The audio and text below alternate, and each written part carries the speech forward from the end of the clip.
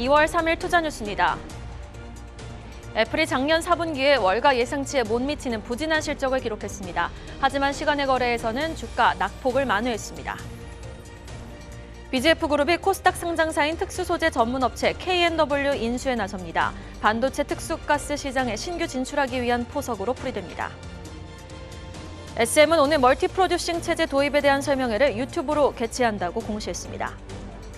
국토교통부는 서울 강서구 LG사이언스파크에서 민관이 참여하는 스마트 플러스 빌딩 얼라이언스를 출범시켰습니다. A급 회사체인 SK렌터카가 회사채 발행 수요 예측에서 1조 원 이상을 끌어모으면서 흥행에 성공했습니다.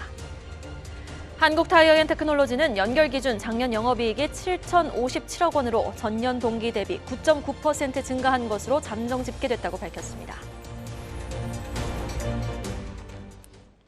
개장 전 미리 투자 뉴스 확인하고 전략 정비하는 시간입니다. 세 분과 함께 할게요. 야천투자연구소 나민호 소장, LNS홀딩스 김선영 대표, 교보증권 윤여민 FP팀장과 함께하겠습니다. 어서 오세요. 울트라 슈퍼위크도 끝을 향해 갑니다. 밤사이 나온 애플의 실적, 오늘 발표될 또 네이버의 실적, 지금 이미 실적은 발표됐지만 컨콜 내용이 또 지금 대기를 타고 있죠. 이제 빡빡한 슈퍼위크 일정들 끝이 나는데 첫 번째 이슈, 밤사이 나온 애플의 성적표부터 꼼꼼히 한번 따져보도록 하겠습니다. 이번 성적 공개 전부터 우려 섞인 목소리가 컸죠. 매출이 4년 만에 감소할 것이라는 전망이 나왔었는데 실제 성적은 어떻게 공개가 됐습니까? 네, 말씀하신 대로 오늘 새벽에 얼마 전이죠. 이제 애플의 실적이 발표됐습니다. 전 세계 시가총액 1위라고 보시면 될 것 같은데요. 애플이 4분기 매출과 EPS가 모두 예상치를 하회하고 시간 내에 하락할 것이다. 사실 어제 계속 그러고 있었죠. 근데 일단 어제까지 뉴스나 분석에 따르면은 지난 매출이 역성장을 기록할 것이다라는 우려감이 좀 컸습니다. 이에 따라서 그런 내용 되게 많았고요. 주된 이유를 중국에서 발생한 코로나19로 인해서 위탁 생산 공장의 이제 대규모 생산 차질 이로 인해서 연말 쇼핑 시즌을 놓쳤다라는 그런 내용이 나왔는데요. 일단 실제로 발표된 수치도 예상치를 하회했습니다. 일단 이제 컨센서스가 1,211억 달러 정도였었는데 YOY로 보니까 이제 5% 정도 감소를 했고요. 2019년도 이후에 처음으로 매출이 감소했다라는 부분 체크해 보시면 좋을 것 같습니다. 일단은 이유는 사실은 첫 번째 이유가 좀 많이 클 것 같은데 지난 3분기 실적 발표했을 때도 팀쿡 CEO가 나와서 얘기한 게 달러 강세가 이 정도가 아니었으면 우리가 두 자릿수 성장세를 유지했을 것이다라고 사실 3분기 실적 때 나와서 얘기했었거든요. 근데 이 영향이 4분기까지 영향을 좀 많이 줬습니다. 근데 사실 지금 달러가 굉장히 약세로 들어가고 있기 때문에 이제는 이제 1분기 실적은 분명히 달라질 거라 보고 있으니까 이분 체크하시면 될 것 같고요. 또한 이제 아이폰 14 프로 그리고 아이폰 14 프로 맥스에 영향을 주는 중국 생산 문제가 발목을 잡았습니다. 당연히 생산이 안 되니까 연말 쇼핑 시즌을 좀 많이 놓쳤죠. 생산이 잘 됐으면 이거보다 더 큰 매출을 거둘 수 있었을 텐데 조금 영향을 좀 준 것 같고요. 그리고 이제 전반적으로 거시 경제 시장에 영향을 좀 미쳤다라고 좀 생각이 된다라는 그런 내용들이 나왔습니다. 일단 애플 어저께 미국 장중에는 3.71% 상승 마감을 했는데 사실 제가 방송 출발할 때만 하더라도 3%가 이제 하락하고 있었거든요. 근데 지금 보니까 현재 지금 마이너스 0.56, 마이너스 0.63 정도까지 거의 보합권까지 올라왔습니다. 일단은 오늘 이제 시간 외가격이기 때문에 오늘 밤에 위증시 열릴 때까지 얼마나 이제 시간 외가격이 좀 반등해질지는 모르겠지만 일단 그렇다 하더라도 오늘 실적 발표하고 나서 나왔었던 마이너스 3%보다는 많이 지금 주가가 올라왔기 때문에 이 부분 참고하셔가지고 애플에 대한 실적 부분은 달러 강세 부분은 어차피 약세로 돌아섰으니까 이제 큰 문제가 될 것 같지 않고 그리고 코로나로 인해서 이제 중국 생산성 문제가 되는 건 조금 영향을 줄 수 있으니까 그 부분 체크하시되 제가 봤을 때는 1분기 실적은 이번 작년 4분기보다는 낫지 않을까라고 생각하고 있습니다. 네, 정저우 공장 가동 중단에 따라 아이폰 고급 모델의 생산 차질이 있었고요. 또 강달러 현상까지 정말 많은 요소들이 매출 감소로 이어질 수밖에 없었던 상황이었습니다. 일단 애플은 2016년 이후 가장 부진한 분기 성장을 기록을 했고요. 일단 시간의 거래에서 하락은 하락이지만 낙폭을 많이 만회를 했습니다. 오늘 관련 종목들 지금 국내 증시에서 어떤 향방을 보일지 주목해 보셔야 되는 가운데 지금 연계해서 어떤 투자 포인트를 우리 투자자분들은 좀 잡아볼 수 있을까요? 윤여민 팀장님. 네, 일단 이제 오늘 이제 애플 실적이 발표가 됐는데 사실 이제 애플 같은 경우 실적 관련된 부분도 뉴스가 나오고 있습니다만 사실 애플은 오히려 좀 이제 이렇게 좀 실적이 좋지 않을 때가 좀 매수의 기회가 아닐까 좀 생각을 하고 있고, 이와 연동돼서 지금 삼성전자, 특히 이제 퀄컴이랑 구글이 XR 파트너십을 발표한 뉴스를 좀 연동해서 보는 게 어떨까라는 좀 생각을 하고 있습니다.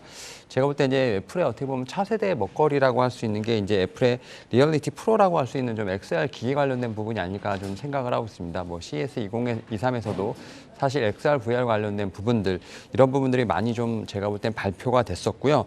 이와 관련돼서 삼성전자 같은 경우도 지금 XR 기기 관련된 부분을 분명히 준비를 하고 있다라고 좀 생각이 들고 있습니다. 특히 이제 전용 반도체라든지 XR 전용 플랫폼이 좀 부재한 상황이기 때문에 삼성전자는 이런 부분을 좀 파트너십을 통해서 좀 부족한 부분을 좀 채워갈 수 있지 않을까라는 좀 생각을 하고 있고, 결국 이제 애플이 좀 시장을 선점할 경우에는 이제 뭐 스마트폰 매출에 대한 것뿐만 아니라 또 XR 기기 시장에서 상당히 좀 위협적인 존재가 될 수 있기 때문에, 이러한 측면에서 어제부터 저는 이제 이 XR, VR 이제 이런 쪽 관련된 종목들, 특히 이제 메타버스와 관련된 종목들이 조금씩은 움직이고 있지 않나라고 좀 생각을 하고 있고, 또 그와 관련돼서 좀 사실은 대부분의 좀 종목들이 좀 이제 누워 있는, 그러다 좀 약간의 좀 존재감을 좀 드러낸 부분이 있었는데, 그 중에서 실적적으로 좀 제가 볼 때 좀 봐야 할 종목 중에 하나가 바로 이제 나무가란 종목이 아닐까라는 좀 생각을 하고 있습니다. 특히 이제 작년 같은 경우 창사 이래 지금 최대 실적을 좀 기록할 것으로 보이고 있고, 또 이제 어떻게 보면 카메라 모듈이라는 게 또 자율주행과도 좀 엮이는 좀 이러한 테마로 좀 엮이고 있다라 볼 수 있을 것 같습니다. 뭐 여기서 동사 같은 경우는 뭐 카메라 기술이죠. TOF 관련돼서 좀 상당히 핵심 기술을 좀 갖고 있는 부분이 있기 때문에 뭐 AR, VR 또 XR 관련된 부분뿐만 아니라 의료기기 시장까지도 진출한 상황이라 볼 수 있을 것 같습니다. 여기에 또 로봇 관련된 쪽에서도 좀 레퍼런스가 좀 있는 상황이기 때문에, 오히려 지금 이제 저는 이제 XR, VR 관련된 종목들, 여기서 좀 실적이 좀 뒷받침되는 종목들에 대한 어떤 좀 역속가리가 좀 필요하지 않을까 생각하고 있습니다. 네, 그럼 일단 지금 애플이 시간을 거래해서 낙폭을 만회하지 않았습니까? 지금 그럼 관련 종목들에는 좀 어떤 영향을 줄지 좀 궁금하거든요. 뭐 LG 이노텍을 비롯해서 이미 좀 선 반영을 했다고 생각을 해야 되는 건지, 아니면 좀 추가적인 하방 압력을 줄지 궁금합니다. 사실 이제 최근에 보게 되면 실적에 따라서 좀 주가들이 많이 움직이는 좀 모습이 보이고 있는데, 이 애플 같은 경우는 지금 말씀하셨던 것처럼 이제 장중과 시간에서 좀 약간의 좀 변동성이 나오고 있는 상황이라 볼 수 있을 것 같습니다. 다만 이제 아무래도 장 초반 같은 경우는 애플과 관련된 이제 종목들 같은 경우는 좀 변동성이 나올 수 있습니다. 여기다 또 금요일이다 보니까 매수 자체가 좀 그렇게 크지 않을 것으로 보이고 있습니다만, 최근에 좀 외국인의 매수를 보게 된다고 하면 대형주를 좀 중심으로 해서 좀 지수를 받치는 모습이 좀 나오고 있기 때문에, LG 이노텍 같은 경우는 최근에 보게 되면 좀 많은 좀 영향을 좀 많이 받았다라고 좀 생각을 하고 있습니다. 여기 또 LG 그룹주들 같은 경우는 실적 자체 관련된 부분들, 뭐 바닥론에 대한 부분이 계속 나오고 있는 부분이 있기 때문에 좀 약간의 변동성은 있겠습니다만, 저는 충분히 하방을 좀 지지해 줄 수 있지 않을까 좀 생각은 하고 있습니다. 네, 알겠습니다. 감사합니다. 밤사이 뉴욕 증시에서 공개된 애플의 성적표, 그러나 아직 슈퍼위크의 끝을 알리는 일정은 아닙니다. 국내 대표 성장주 네이버의 실적이 또 밤사이에 발표가 됐고, 지금 장중에는 컨콜에서 많은 내용들이 또 쏟아질 거란 말이죠. 다음 이슈 살펴볼게요. 지금 연준이 금리 인상 속도 조절에 나설 것이란 기대감 속 대표 성장주 네이버, 카카오에 대한 투심은 확실하게 개선이 됐습니다. 그 가운데 발표가 된 네이버, 지금 연간 성적을 보니까요, 영업이익은 전년 동기 대비 감소를 했고 매출은 전년 동기 대비 늘었습니다. 자, 카카오도 지금 우리 실적을 좀 예상해 볼 필요가 있을 것 같은데, 한번 투자 전략 좀 세워볼까요? 네, 네이버 카카오 안 할 수가 없습니다. 일단 네이버 카카오에 대한 얘기, 실적과 함께 최근에 이제 제4 이동통신 관련해서 조금 엮인 게 있어가지고 두 소식 한꺼번에 같이 한번 해보겠습니다. 삼성전자와 함께 사실 특정 인기 드라마에서 이제 언급될 정도로 국민 이제 주가 됐죠. 이제 네이버와 카카오가 실적 발표를 앞두고 있습니다.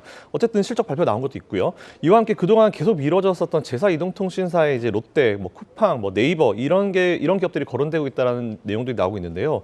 두 기업 모두 일단 코로나19로 시작된 비대면 문화가 나오면서 이제 꾸준한 실적 성장세를 이뤄온 기업이라 보시면 될 것 같습니다.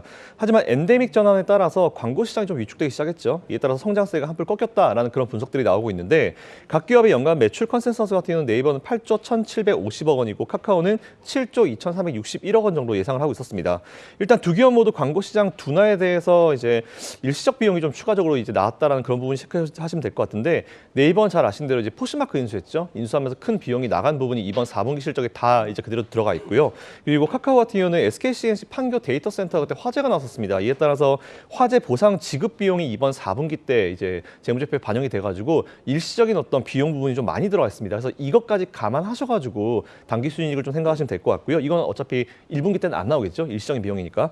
그리고 이와 함께 현재 과기부가 주요 IT 기업들을 대상으로 제사이동통신사 참여 의사를 확인 중입니다. 근데 다만 현재 지금 거론되고 있는 기업 중에 네이버와 카카오와 쿠팡 같은 경우는 검토 안 한다라고 이제 발표를 했는데요.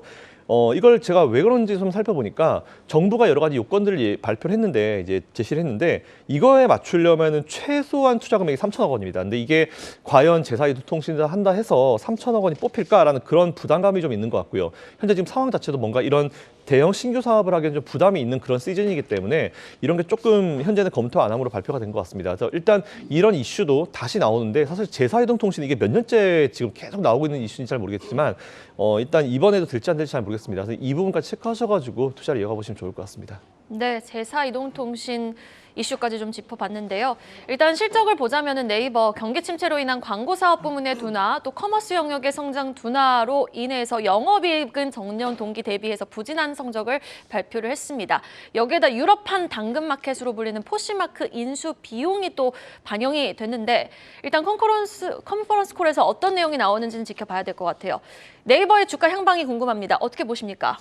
네, 제가 이제 작년부터 네이버 16만 원일 때 좀 매수를 좀 많이 말씀을 드렸었는데 어느덧 이제 20만 원을 좀 넘어가는 상황이라 볼 수 있을 것 같고 사실 작년부터 이제 작년 하반기부터 네이버 카카오 주가에 대한 상승에 대한 부분들 계속 언급이 됐었는데 일단은 뭐 이제 기업의 적정 가치가 사실 이제 예상 이익과 지금 멀티플의 함수라고 볼 때 최근 같은 경우는 좀 멀티플의 어떤 영역에서 지금 주가가 움직이고 있지 않나라는 좀 생각을 하고 있고 결국 뭐 실적이라든지 뭐 수주에 관련된 부분들보다는 앞에서 말씀드렸던 지금 멀티플 관련된 부분들이 좀 주가의 좀 상승을 이끌고 있지 않나 좀 생각을 하고 있는데 일단 뭐 실적적인 측면 뭐 계속해서 얘기가 나오고 있습니다만 저는 약간 반도체랑 비슷한 결을 갖고 있지 않나는 좀 생각을 하고 있고 이런 플랫폼 기업들 같은 경우도 결국 실적에 대한 부분을 보게 된다면 하반기부터 봐야 되는 게 아닌가 생각을 하고 있습니다. 또 앞에서 말씀하셨던 뭐 포시마크 같은 경우는 좀 2분기 이후부터 좀 연결 실적으로 좀 편입이 되는 상황이기 때문에 결국 뭐 실적에 대한 부분을 보게 된다고 하면 하반기를 봐야 되지 않을까 좀 생각을 하고 있고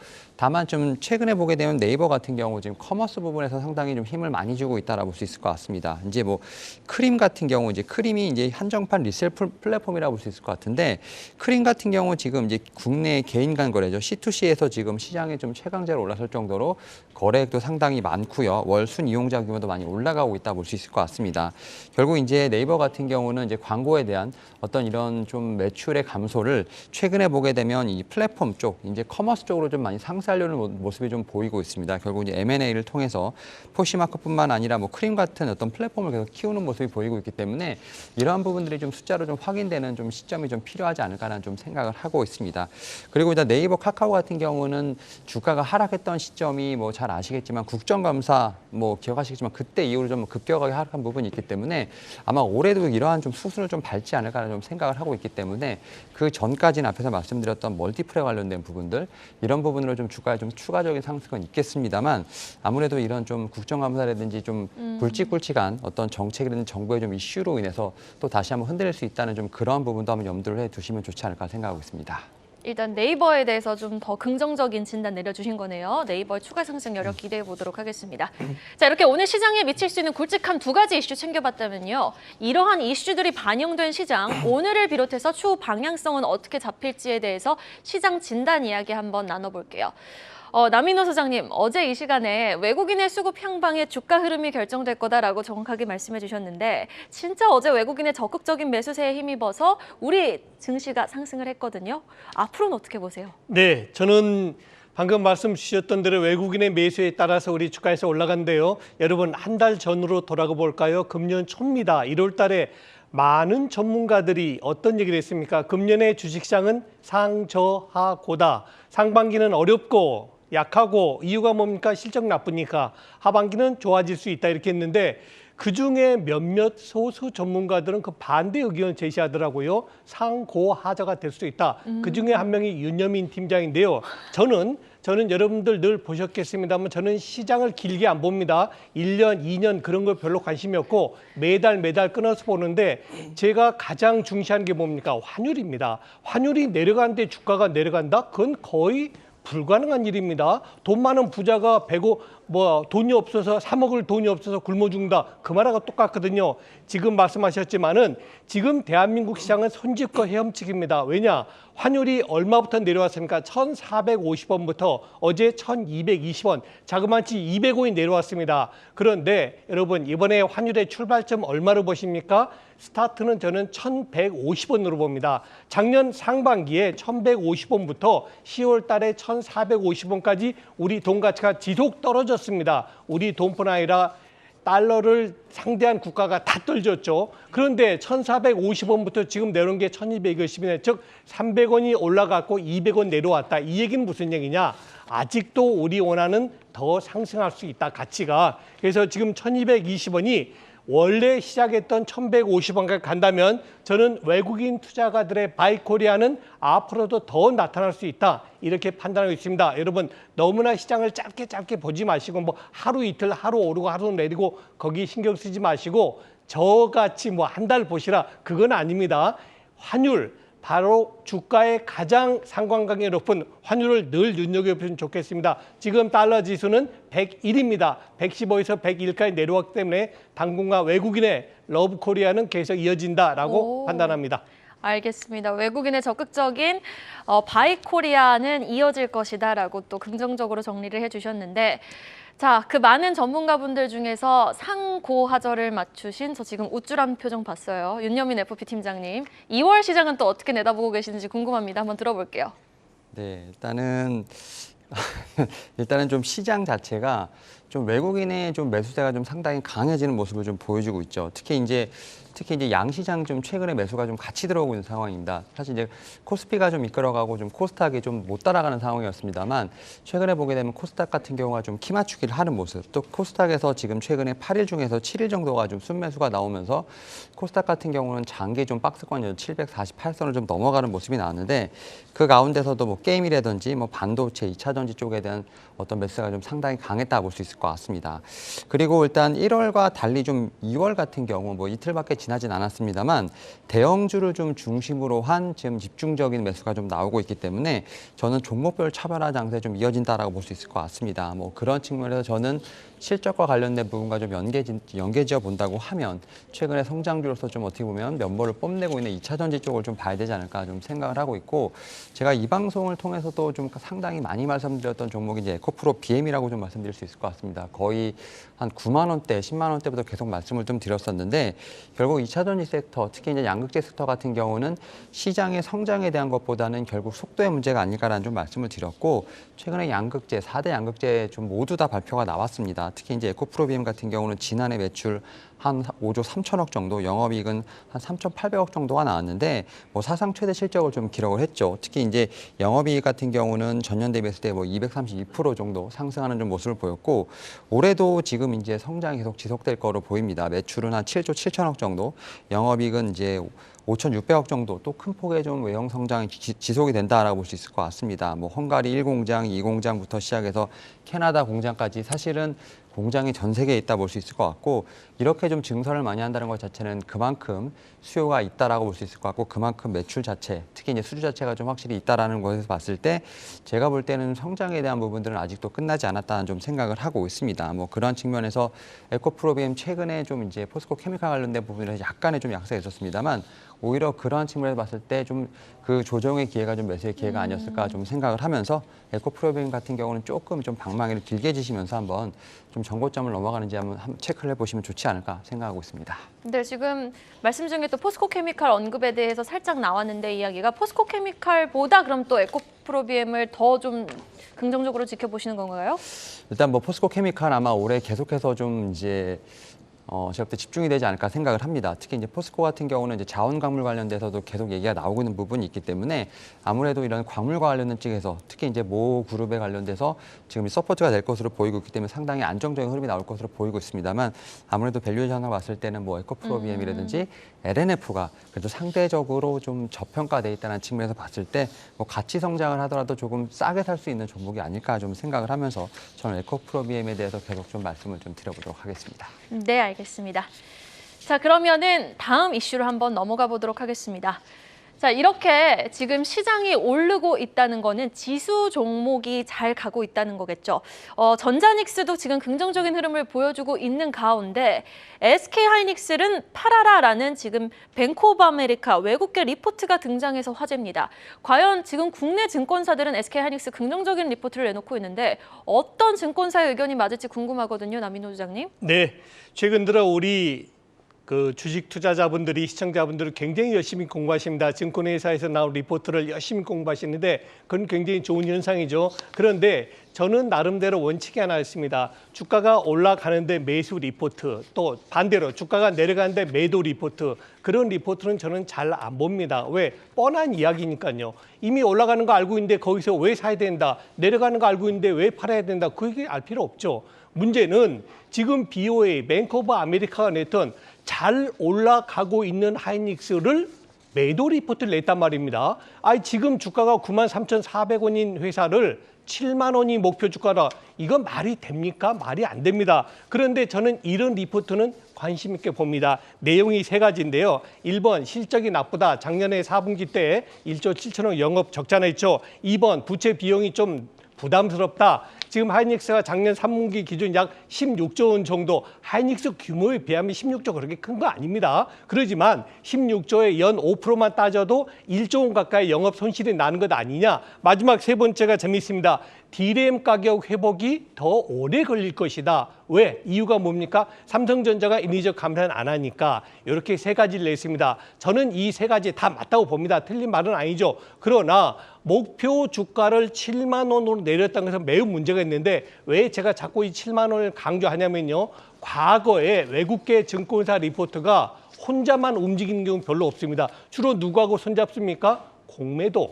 이쪽이랑 주로 손잡기 때문에 우리가 오비이락이라는 말이 있죠. 가마귀 날자 배 떨어진다고. 저는 그래서 일단은 저는 하이닉스 좋게 보는 편입니다. 그러나 하이닉스 투자하시는 분들은 일단은 신용이라든가 미수라든가 이런 것은 좀 자제하자. 아무리 그 BOE 리포트가 조금 현실에 근거하지 못하 할지라도 일단 그런 리포트가 나왔다는 얘기는 무언가 공매도 세력이 움직이려고 하는 모종의 움직임이 있는 것 아닌가 하는 말씀을 드리고 싶습니다. 네, 알겠습니다. 자, 그럼 윤현민 FP 팀장님, SK하이닉스 주가 향방 어떻게 보시는지 궁금하네요. 일단은 제가 SK하이닉스 7만 원대부터 좀 매수를 좀 말씀을 맞아요. 드렸는데 지금 제 생각으로는 이제 그 뱅크 오브 아메리카 같은 경우는 지금 상황에서는 좀 어느 정도 차익 실현을 하고 다시 7만 원대 오면 매수를 하라 뭐 그런 의견이라고 좀 전 생각을 하고 네. 있고요.